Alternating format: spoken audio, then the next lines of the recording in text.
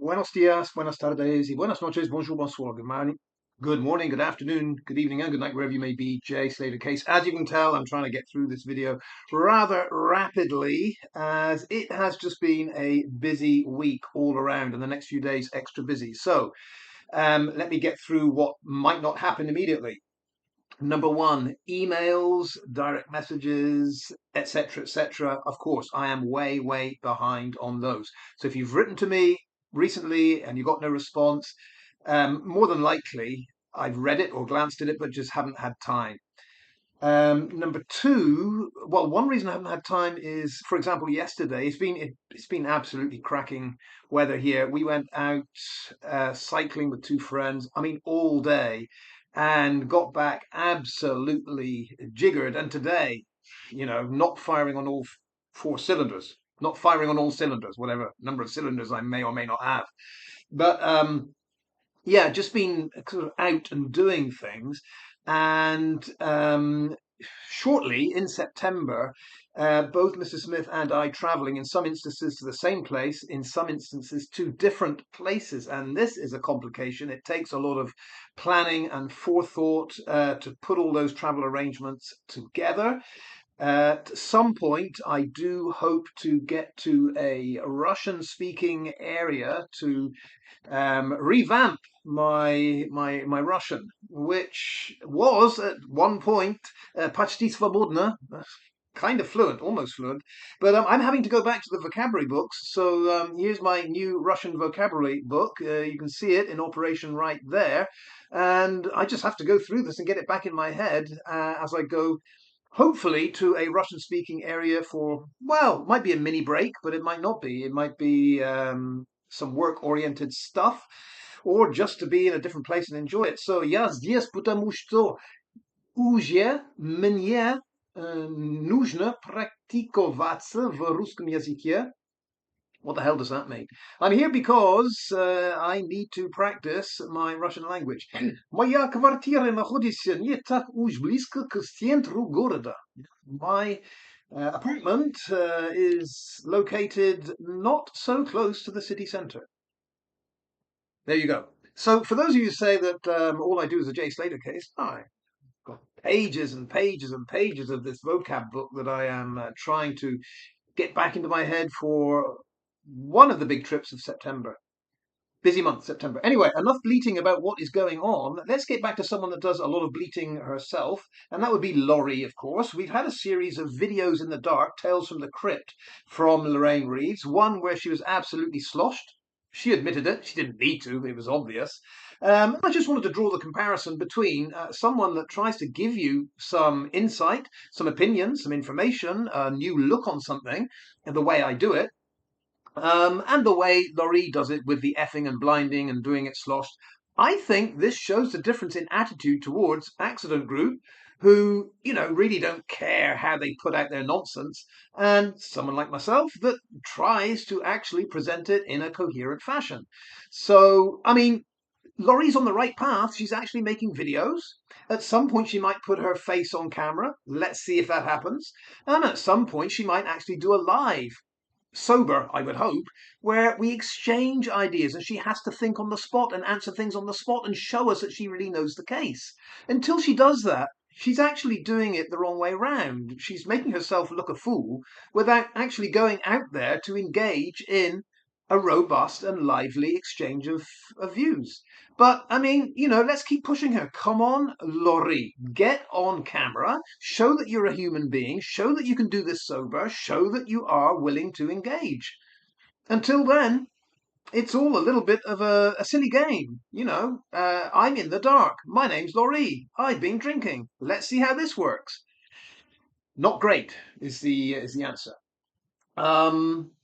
A lot of bleating and whining from Sluggy today. Now, Sluggy had about 10 days off where he didn't do anything. Then he popped up with yet another, rambling nonsense, a piece of rambling nonsense about Predator this and Predator that. God knows what he's on about. And then all of a sudden, because the press, and it turns out partly due to Noble, who told me I just checked a few minutes ago, and she posted on one of my community posts that she did indeed. I think No Bull is a she. Don't take my word for that. That No Bull post did send to, I think it's Nick Pisa, but anyway, Nick at the Mail. Um, I don't know what she sent. He sent. No Bull sent. I don't know what was sent exactly. But I would believe it's just an outline or just mention that the Paige Cherry Chris that was convicted for the narco smuggling in Birmingham is indeed the wife of another narco smuggler that we all know about from the J. Slater case, one Ayub. Because I think Noble is right, and I had suggested this too. I said, I'm not sure that the UK press has connected this whole massive narco import conviction of gang in Birmingham with Ayub. So Noble, it seems, went ahead and made sure someone in the mainstream press knew that. And lo and behold, others, Sun, Mirror, Manchester Evening News, Lancs Live, they've all taken up the story, which is fantastic because we all want any truth connected with the J. Slater case to be out there, right? Well, turns out no. The accident group don't want that. Sluggy doesn't want that. Debbie Duncan doesn't want that. They keep moaning and whining about why is this happening? Well, it's happening because it is of importance to many readers, many people, the public in general, as to what is going on. So interesting that the accident group want to hide this. Yeah, just don't want this out there. Why? If it's all an accident, there's nothing to hide. If it's all an accident, you've got the verdict you want. What could possibly go wrong with putting someone like, I don't know, Ayub under the microscope? I would suggest that a lot could go wrong. I've always said we're only one confession away from someone in that gang, and the whole thing blows open. Debbie Duncan knows this. Ivor Lovelace knows this. Chris Pennington knows this. And that is why it is panic stations when anything pops up in the national press that just mentions the word Jay Slater, the name Jay Slater, just mentions the name Ayub, just mentions the name Tenerife 2024. And this is why they've had their hysterical reaction. I haven't actually seen it. I haven't seen Debbie Duncan's Facebook post. I've just seen Sluggy's response to it, and I made a community post based on that. But you can tell from Sluggy's fabrications, lies, and deceit, yeah? Saying something about, probably Duncan and Noble were paid for sending this stuff to the press. Well, Noble said, wasn't paid a thing. I said, I didn't send anything. I'm not paid anything. But it is interesting, isn't it? The AG, the accident group, they mentioned being paid to send something to the press.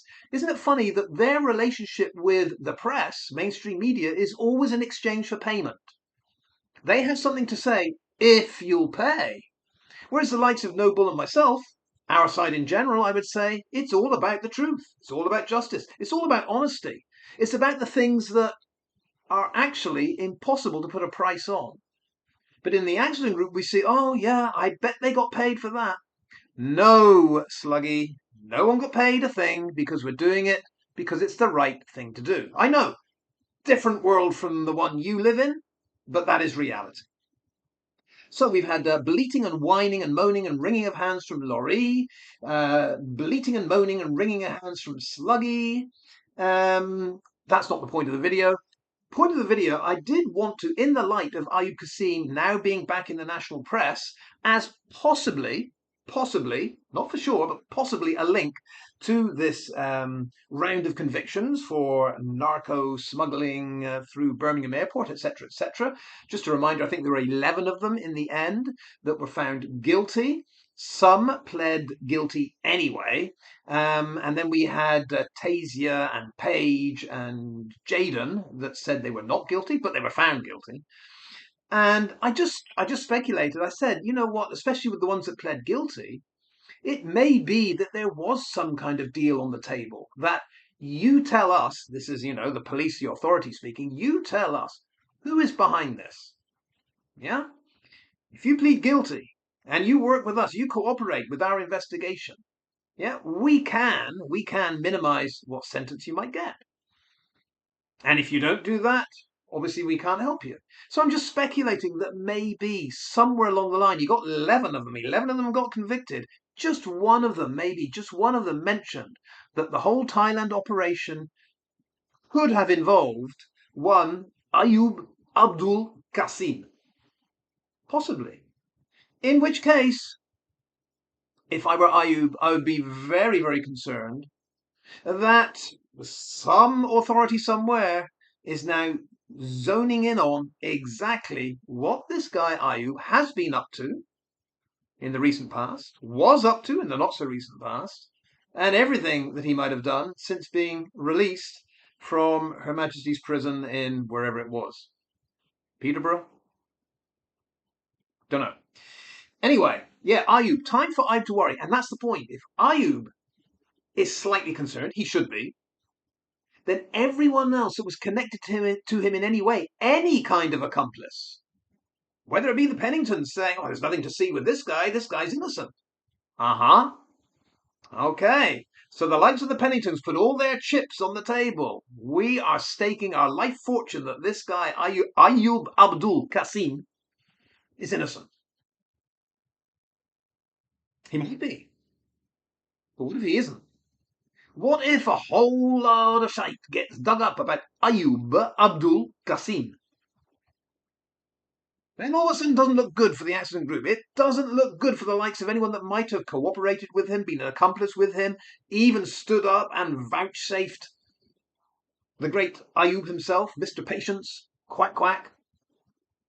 This is why I think this is a worry, and Sluggy shows it. You know, Sluggy goes rushing to show Debbie support. You've got our support, Debbie. You've got our support, Debbie. Debbie, you don't have any support from these people. They are using you as the human shield. As long as the grieving mother can be our human shield, all we have to do is keep putting forward Debbie Duncan as the grieving mother, the victim, and no one will come for us. All it takes, Debbie, is for you to step aside and say, you know what, I've had enough of this. I want every one of these people that keep saying they support me, but all that happens is I get more and more grief. I want them to step aside. I want them to be looked into. All it takes, Debbie, is for you to do that. That support they claim that they give to you will vanish, and they will turn into, you wait for it, your worst enemy. That is what I think will happen here. Heard it here first, that there will be a turning point, there will be a fallout, there will be, if I'm right that Ayub Abdul Qasim gets investigated, there will be a parting of the ways. And Debbie and the accident group will not be so supportive of each other in the future. We'll see how it turns out. It's just my gut feeling. I might be wrong, but I think that's on the cards at some point. That wasn't the point of this video. The point of this video was actually, I wanted to go back, now that Ayub's in the news, I wanted to go back to that first night when Brad and Jay, and apparently Lucy, who knows, landed in Tenerife, middle of the night. It was about 2 a.m. or something by the time they got in from the airport to their apartment, or Lucy's apartment wasn't ready. How could that be? Why would Lucy's apartment not be ready? Lucy stayed with her grandmother. Grandmother's place. Grandmother didn't clean up, get ready for Lucy's arrival? Oh, maybe we're talking about the Pension Playa where Lucy actually stayed. Jugglers. Yeah? Could be that the actual place where Lucy stayed, or was to drop off her luggage, wasn't ready. Could be, could be, could be. I don't know. But anyway, seems a bit odd to me that priority number one was to go and meet someone who Brad and Jay apparently had never met before in the middle of the night. Now, I'm going to tell you, the middle of the night thing is not that surprising. I've done that myself, yeah? Old codger that I am. I've landed in a place where it's basically middle of the night. I'm not tired, and I might as well go out, see something of the place by night, rather than just, go down, go to your accommodation and lie down and try to sleep and fail to sleep. Having said that, I'm trying to think when I last did that. I think it was Medellin, Colombia. Arrived, must have been about 1 a.m. I'm wide awake. I Googled, 24-hour cafe, bar, restaurant, nightlife in Medellin, Colombia. Turns out there's plenty of places. Who'd have guessed? And I was in a neighborhood where it wasn't that far from any of them. Found a place, looked online, very enticing, good food, drink, good reviews, and photographs of hot babes aplenty. Well, I made that bit up, but unless I say hot babes, the accident group get a little disappointed in anything I put out there. So, yeah, ventured forth, found the place, yeah, and had a good time. Nothing untoward about that whatsoever. But in the case of Brad and Jay, it's odd that on their very first arrival night, the people they go to meet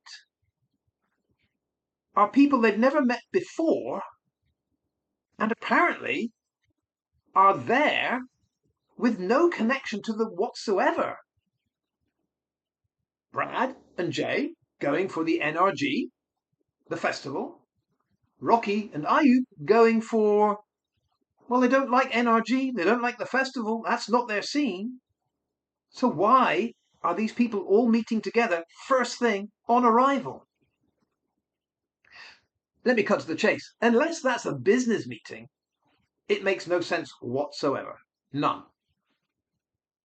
And keep in mind, Ayub's on record as saying, yeah, he knew Brandon, kind of. Knew Brandon's brother better. Let's just pause on that one. Knew Brandon's brother better? Now, he talking about Declan? He talking about Dylan? Maybe it doesn't matter. Maybe Declan and Dylan are both involved in the same thing. But then how do you think Ayub would have known Declan or Dylan? Ayub's been banged up in HM prison for God knows how many years. He's from Barking, flooded Wales with narco imports. How the hell is he going to know, have any connection at all, busy that he is nowadays with his crypto schemes and his railway tunnel construction company? How the hell's he going to know a guy up in Burnley that used to have a nightclub that got closed down for many things? One of the infractions was narco dealing. How's he going to know him? Where is that connection? Well, we never find that out, do we? Adderley had no interest whatsoever, no curiosity at all. When Ayub came out with that, well, I knew his brother better, a normal person, which Adderley is not, would have said, well, how? If you know Brandon's brother better, how do you know the brother better? From where? Where is your connection? That question was never asked. But my point here is Brandon, who Ayub says he didn't know very well, and Brandon stated he didn't know Ayub at all. Didn't even know his name. Just someone he said hi to in a coffee shop, and the other guy, Ayub's friend, began with R, maybe. R. And yet, 2 in the morning, 3 in the morning, the first thing Jay and Brad do is to go to meet Ayub and the other guy beginning with R.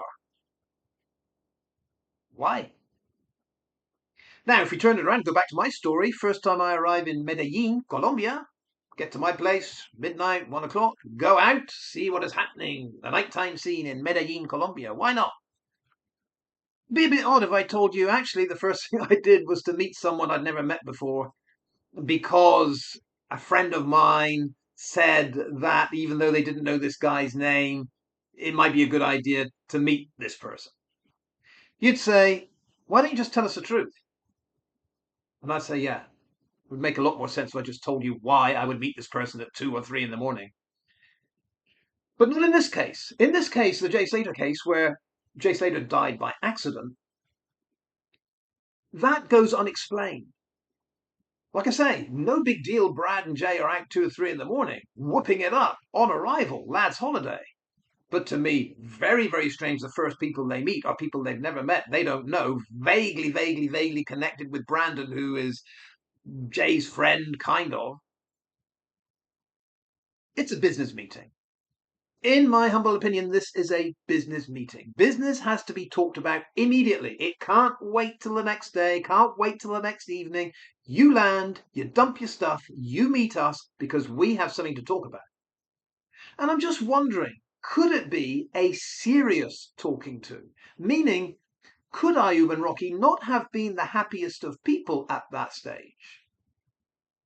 And maybe they needed to either explain how these two, what did Lucy call them? Acting like idiots. These two idiots, Brad and Jay, how they were going to straighten out and behave and conduct their business work over the next few days. Or possibly, if we go back to what Paige Cherry Crisp was involved in, the whole narco importing thing, maybe Brad or Jay had already messed up on something that was supposed to be imported with them.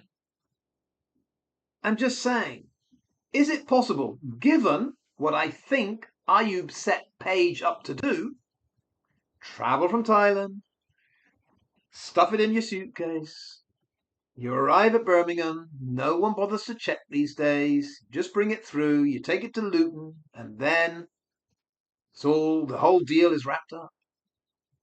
Is it possible that Ayub had sold, I don't know, Brad and Jay on the same idea? Because it seems to me, from what we've been told in the court case and in background information, that the likes of Paige, they get paid. I've got to say, it's not a massive amount. 3K, 3,000 to do this. I mean, you don't know how desperate a strait some of these people are in. But anyway, they agreed to do it. And it seems they get a holiday in Thailand. And I'm guessing maybe there are some fringe benefits. Maybe they get to use the substance. Maybe they get, I don't know, a little bit of bonus money here and there. I'm just guessing, but I'm saying it seems like with Paige, and possibly as Ayub as her boss, her loving husband, who has maybe set her up to do this, maybe this is all like a package deal, standard.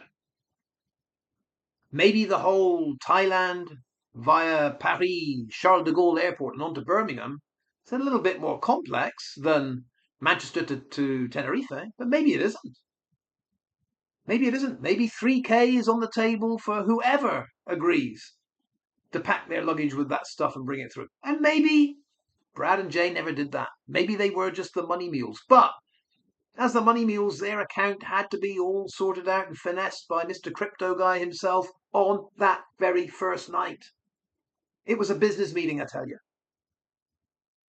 Or maybe simply, Brad and Jay were supposed to, when they got off that flight, pick up, I don't know, a delivery, a box, some other suitcase that was supposed to go, maybe addressed to Ayub, Abdul Qasim, I don't know.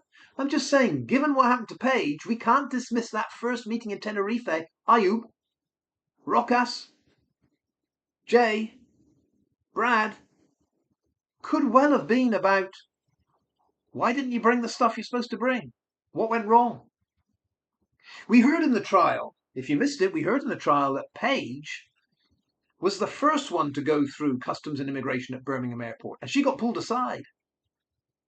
And those behind her, Tasia, Jared, and the others, they got cold feet. They didn't know what to do, but they went through anyway and got caught. I'm wondering if Jay wasn't such an idiot. Maybe Jay had been convinced to take something in his luggage. I don't know. Maybe someone went ahead of Jay and got caught. I don't know. Maybe Jay realized this isn't such a good idea. He went through, didn't pick up any luggage, and just ran out of the airport. I don't know. I'm just saying, I think there was a reason for that late night meeting in Tenerife on arrival. I got it totally wrong. But judging by what came out in the Paige Cherry Crisp trial, we've got to think it's a possibility that this is not Ayub's first rodeo, setting up someone to fly in with a whole load of substances, and then he handles it on arrival that night. Business meeting, you come straight here. Maybe this is his playbook. Rokas just sits there as bodyguard or something. I don't know.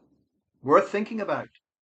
All I do know is that the way that Debbie, Sluggy, Lorree, the rest of the AG seem to be reacting to all this news seems to be pretty hysterical. And I'll repeat again, for something that was an accident, an obvious accident, no foul play involved whatsoever, I don't understand why there'd be any reaction. You'd have thought if the likes of Ayub Abdul-Qasim was being investigated, everyone would be happy. Why aren't they? Why aren't they indeed? Let's leave it there. Hasta luego. Adios. Hasta la vista. I will do my best to catch up with getting back to you that have written to me, but no promises. See you next time.